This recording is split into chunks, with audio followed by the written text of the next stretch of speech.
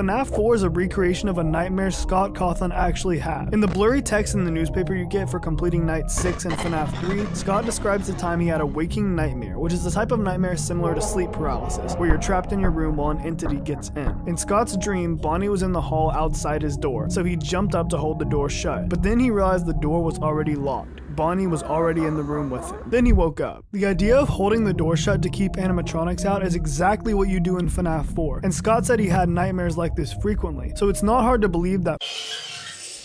Creator, are those legs? I want this. Can I have them?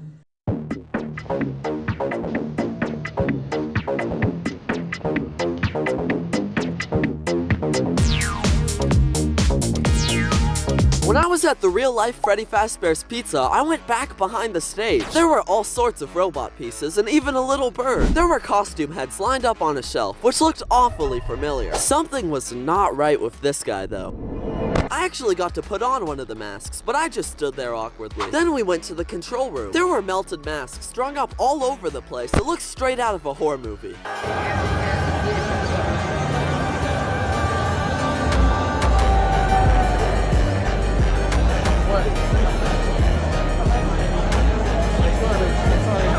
We are building the scariest animatronic from Five Nights at Freddy's, Ennard.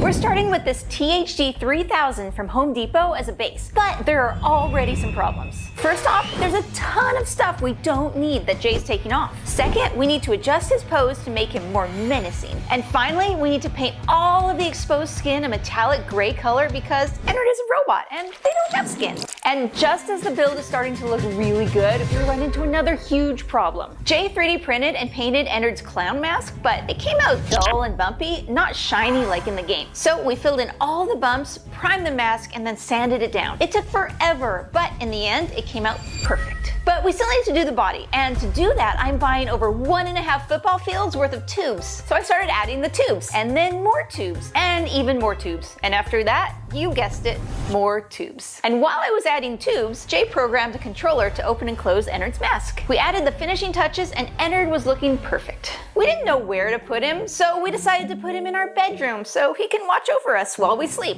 And you know what? It's the best night of sleep I've ever had.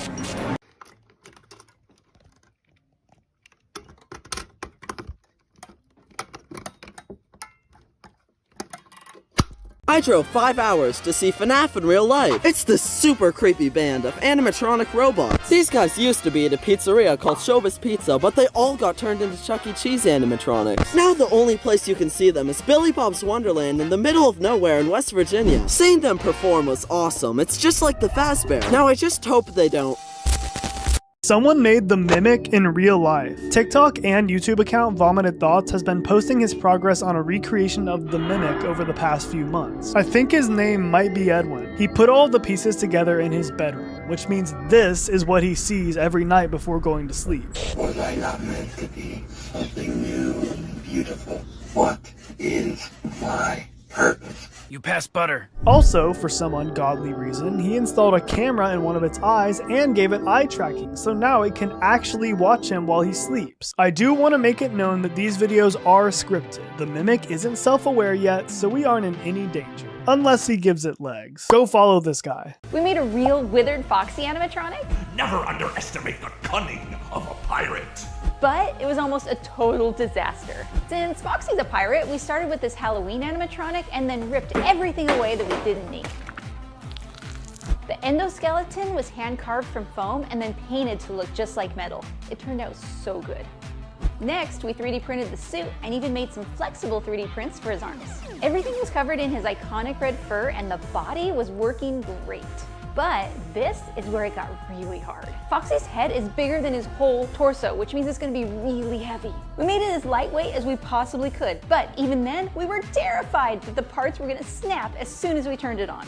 You ready for this? Ready. Please don't break.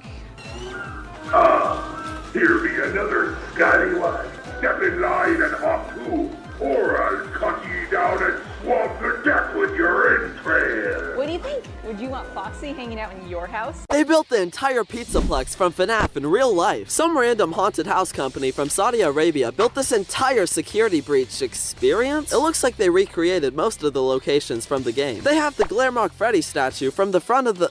Wait a minute, did he just blink? Oh, I don't like that at all. There's the Glamrock's changing rooms. They even made a real-life Mazer-size. Work off the calories while you eat. I would rather be torn in half than be stuck in a real-life Mazer-size. They got a lot of costumes for the characters, and they really don't look half bad. I can't believe this isn't even official. Imagine what Universal could do with a budget like this.